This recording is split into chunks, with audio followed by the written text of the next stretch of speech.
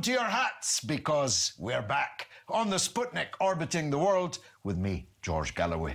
And me, Gayatri. And a big thanks to Neil Clark for holding the fort.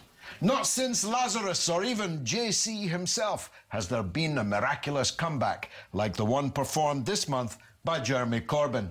Dead and buried when the contest began, the next occupant of 10 Downing Street by the time it finished, in the eyes of most observers. Including those observers whose unremitting hostility, even hatred towards Corbyn, had left him apparently dead and buried in the first place, but will save their blushes, at least for now. One man who never lost the faith is the Shadow Justice Secretary, Richard Burgon MP, whose performances to date have left not a few people speculating that he is a future leader of the Labour Party himself. I'm glad to say he joins us now. Congratulations on a great campaign and the greatest comeback, as I said, since Lazarus. At what point did you realise that actually this surge could take you at least to the doorstep of number 10? Well, I realised when I was door knocking in my constituency and also in marginal constituencies where there were plenty of people saying they'd never voted before, but they were voting Labour, and they could list our policies without me telling them the policies. They knew them already and they were passionate about our policies, from the £10 an hour minimum wage, banning 0 hours contracts, taking the railways into public ownership. Was it your policies that did it, or was it the Tory policies that scared the horses? I mean, the idea that old people were going to have their homes confiscated and so on. How much of it was a positive and how much was a negative response? Well, I think that the Conservatives were so confident because of the polls at the beginning of the campaign that they felt they could be clear about what their objective is. They didn't have to sugar the pill. So they were saying exactly what they believed in and offering very little. For example, with older people, they thought, we've got these votes in the bag, therefore we can take these people for granted, therefore we can actually treat them with contempt. And it backfired on them. But without Jeremy's leadership and without that manifesto of clear policies for the many, not the few, I don't think we wouldn't have had that surge that we did have. Well, let me turn to that, because your friend and my friend, in my case, almost 40-year friend, Jeremy Corbyn was, as George Bush might put it, misunderestimated by virtually everyone over there, and certainly the Fourth Estate, which became a sink estate, really. Why did they get that so wrong? How did they convince themselves that Corbyn was a dead man walking, only to see him resurrected? Because some people who do live in the media bubble, some people who do live in the Westminster bubble, feel there are a set of rules that can never be broken, a set of orthodoxies that are there, and they couldn't understand or contemplate the feeling out there in the country that people are sick and tired of politics by the same old rules. And so that's why it caught them by surprise. Some of them spend too much time orbiting the bars and cafeterias of Parliament and not out there, as we do as campaigners and MPs, knocking on doors and listening to people and what they've got to say. The subtext from John Curtis, for example, Professor Curtis, nonetheless made some quite telling reading just in the last few days. He says the Labour support is middle class, socially liberal, anti-Brexit and young, and the Conservatives, the diametric opposite, including, crucially, on the question of class. Working class people, according to Professor Curtis, are gravitating away from Labour just as quickly as middle class people, professional people, socially liberal people are headed in Labour's direction. That's quite a profound dichotomy, if true. To what extent was it your experience that it is true? Well, my constituency voted by over 60% to leave the European Union. It is a working class constituency, and we recorded our highest vote for almost 40 years, the highest Labour vote for almost 40 years. But we all have to listen carefully to what people like John Curtis say, because we didn't quite win this general election. The government certainly didn't win it. She lost her majority. But we need to build further support, and that has to be upon a coalition of people with progressive principles. And by that, I don't mean other parties. I mean people in the country, socialists, social democrats, and people who can be sometimes described as liberals as well. So we need to expand and deepen our support for the next general election. Indeed, that was the historic Labour coalition that delivered big change in this country in 1945, for example, to a lesser extent in 64 and 66. A coalition of the working class and its allies, middle-class allies, intellectual allies, and so on. And you can't win without that. But if you lose the working class bit of it, I'm not quite sure how solid the base is then for Labour. Maybe not to win an election, but to successfully govern for an extended period of time.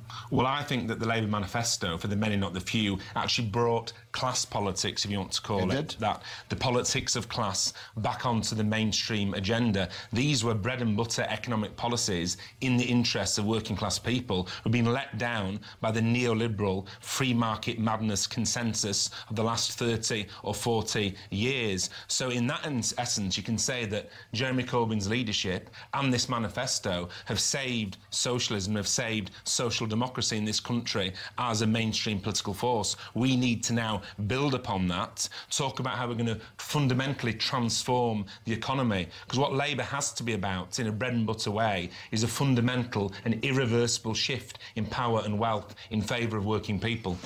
And their families, as the Labour's programme for Britain in 1974 put that, very well remembered. What's it like now over there? Is there a lot of humble pie being eaten by those at least 172 who spent much of the last 2 years stabbing Jeremy Corbyn in the back? Is there a cleavage now, one hopes there is, between those who didn't support Corbyn because they didn't think that that kind of politics could win, and those who didn't support Corbyn because they don't actually agree with those kind of politics?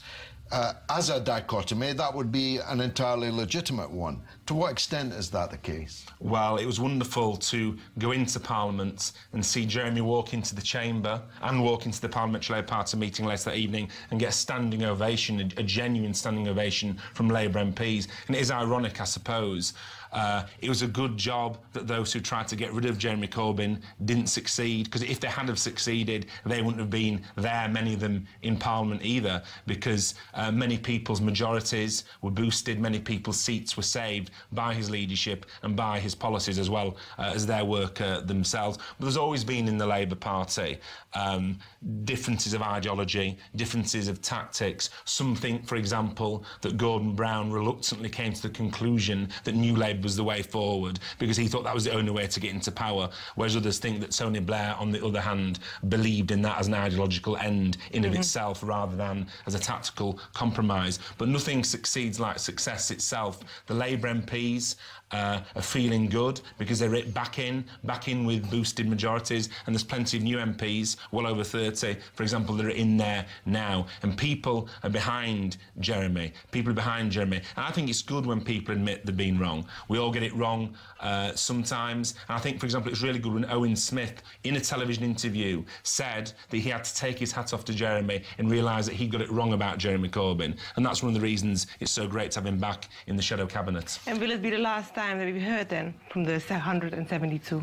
Well, we need to hear all their voices working together, because that general election campaign shows what Labour can achieve when the MPs are working together and are singing from the same hymn sheet. We were united, we were getting fair representation, as fair as you can get in the press because of the rules in the election period, and we jumped from 25% in the polls to 40% in the polls, gained 3 million votes since the last general election. And I believe the next general election, whenever it may be, we can finish the job and not only get a Labour government, but get one of the Labour governments that will be remembered in history for being truly transformative. And what we need to be transformative about is the economy, so that we are the servants in government of the majority of working class people in this country.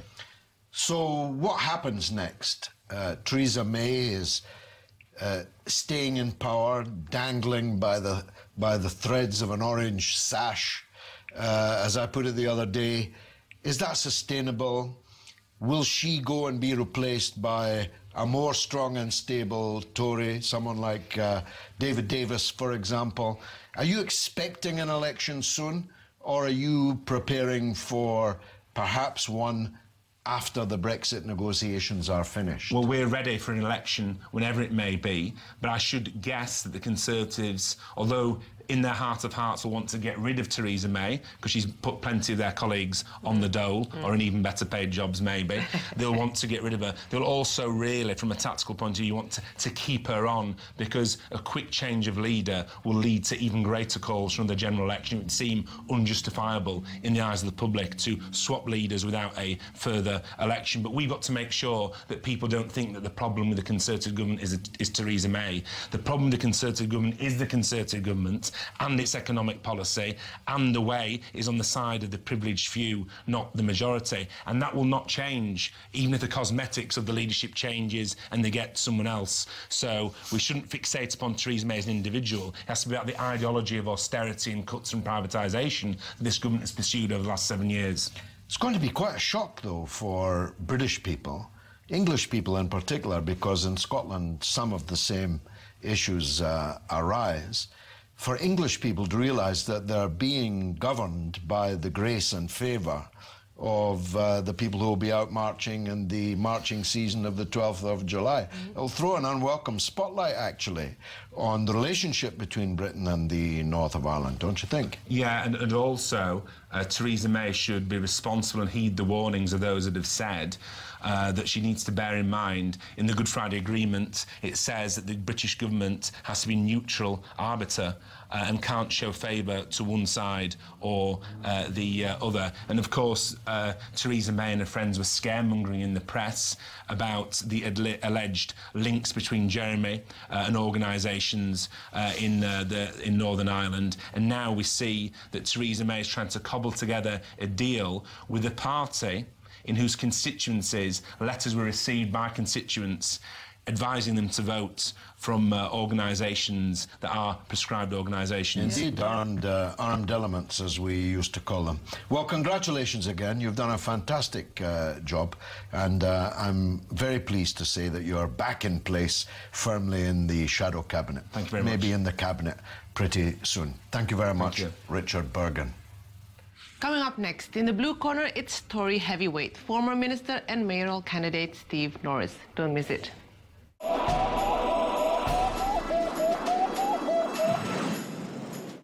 Welcome back to Sputnik.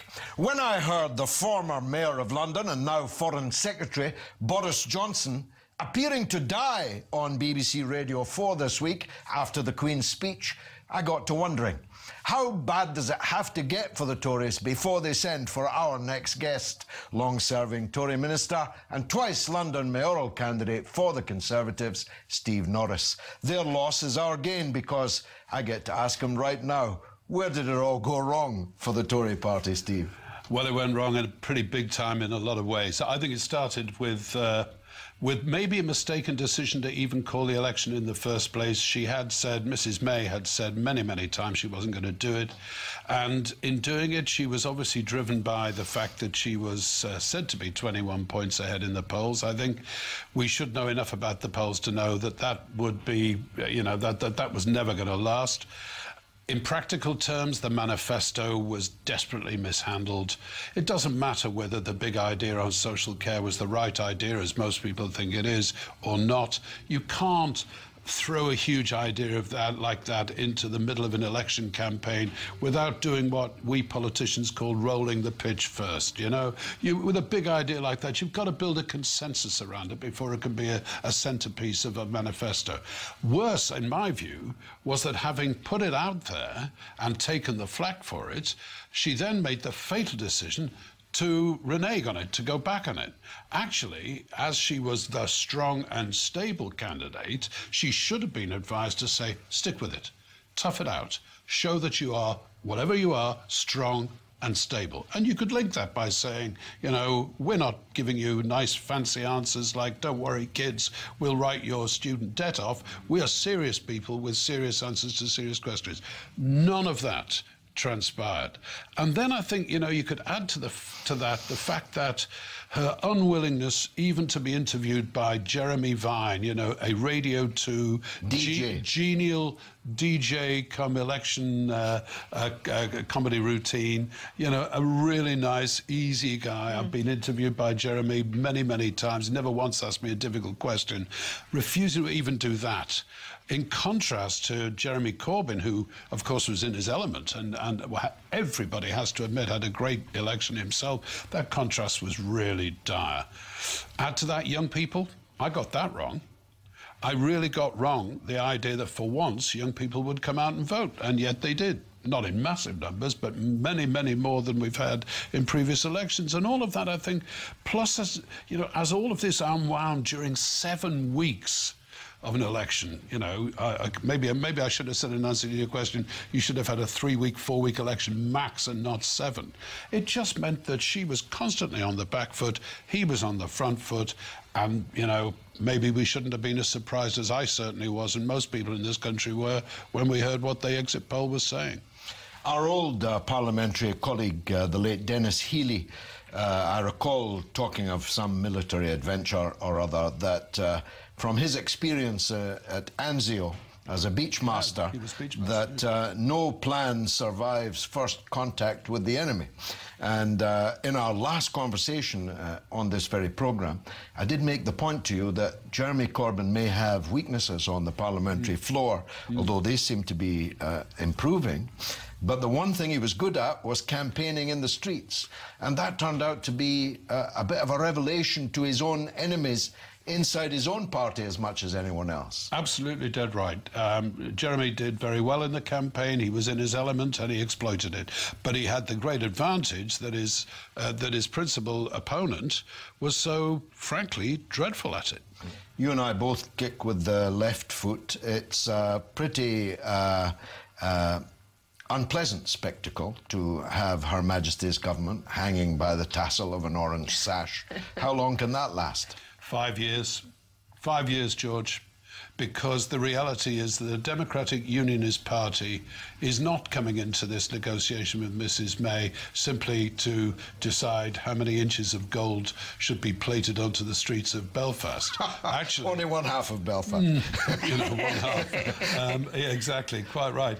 But it's, of course, that they are utterly terrified by the prospect of what they see as a Sinn Féin supporting Prime Minister in Downing Street. Yeah. That is, you know, their worst nightmare. And so my view is, whatever this negotiation is that's going on at the moment, the outcome is very clear. They do not want another general election. If they don't back the Queen's speech in the course of the next forthcoming vote in the next week or so, if they don't approve the Conservatives' budget, at least in outline, and there is another election, that is the worst possible outcome for them. So, you know, would they be your ideal partner in any relationship such as this? Absolutely not. But will they stick with the Conservatives out of necessity, the way a drunken man sticks to a lamppost? You believe me, they will. So the Parliament will last 5 years, and I suspect you may be correct about that.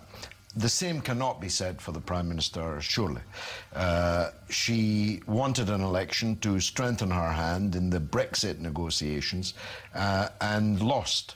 She lost the election. Corbyn didn't entirely win it, but she lost it. And now she's easy meat for the European governments and the Commission. The Tories will have to replace her, surely. Well, I think there's two things to say. One is that your analysis is correct. She lost, and there's no getting away from the fact that she went into this election with an overall majority and she emerged from it without one. Whether Mr Corbyn won, as Emily Thornberry seems to imagine, or not, is really not the issue. For her, there are many Tory MPs who hurt. There are many Tory MPs who hold her personally responsible, and frankly, it's hard to dodge that bullet. And therefore, she's not staying because they love her. She's staying for the moment because of the absence of an obvious successor, because of the real worry that if we change leaders again too soon, this begins to look really like panic. The Tories have always said to be pretty ruthless about changing their leaders, and we are. We tend to get on with the job if we think it needs doing. I don't see that happening early. Personally, I think that unless there's another of those events like the dreadful business at Grenfell Tower that can so destabilise any government, any local authority, as that did and understandably did, if there are more events like that, then it's possible that she'll have to go very quickly. But I suspect that absent that, she could well be there for a year and possibly two. So I don't see her personally surviving longer than a couple of years.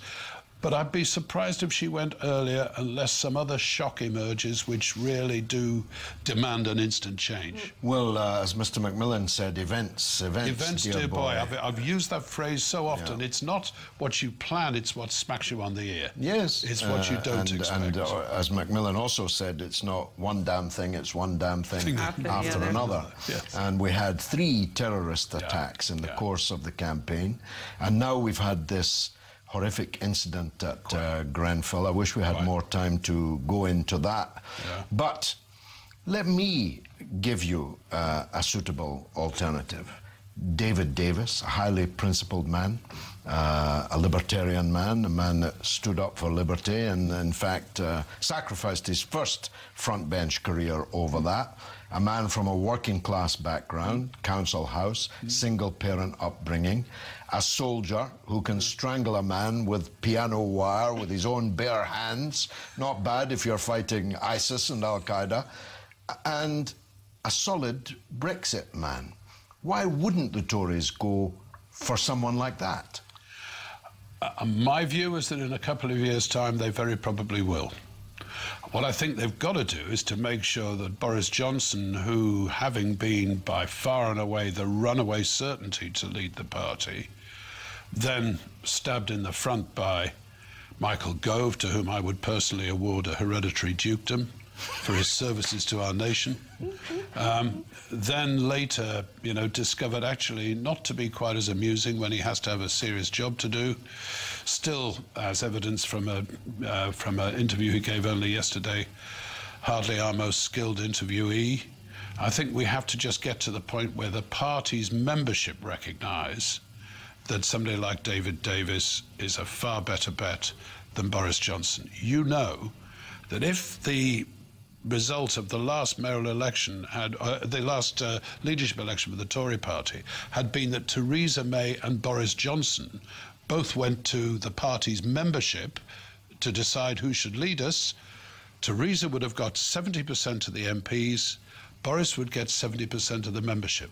It's reminiscent, ironically, of how Jeremy became leader of the Labour Party. Whatever his colleagues fought in Parliament, the membership out there said this is the man we want. We've got to, in a sense, let the next year or so transpire, in which I think David Davis's qualities will come to the fore, and he will be, in my view, the pretty obvious successor to Mrs. May, but it will have to be on the basis that by then the party is no longer, longing for the man who they say the young people, will, somehow engage with. I think they'll engage with laughing at him. If I were a supporter of David Davis, I'd be dispatching his Radio 4 near-death experience, Boris Johnson's near-death experience. I'd be distributing it widely in the party. Absolutely. Steve Norris, as always, pleasure to talk to you about these great events. Thanks for coming on board the Sputnik. And now it's your turn to tell us what you think through the portals of social media. What's rattling, Gayatri? A lot. But from it, I can tell you that Ryan says, the left is united, Blairism is dead, and Corbyn looks like a PM in waiting. May is being held hostage by DUP and the backbenchers. Untenable.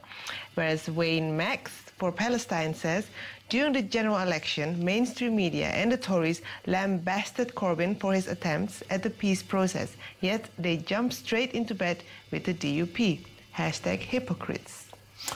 Well, I must, at the risk of raining on the parade of supporters of Jeremy Corbyn, agree with Steve Norris.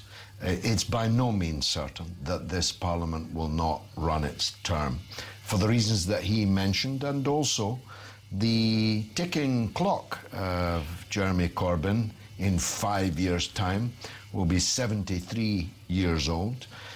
He's a young old man, but people will start to say he is too old for the job. And that's all the tweets we've got time for today. Which, alas, means that's the end of the show. But stay in touch with us on Facebook, Sputnik on Russia Today, and Instagram and Twitter, RT_Sputnik. Well, it's goodbye from me, Gayatri. And from me, George Galloway. It's been marvellous.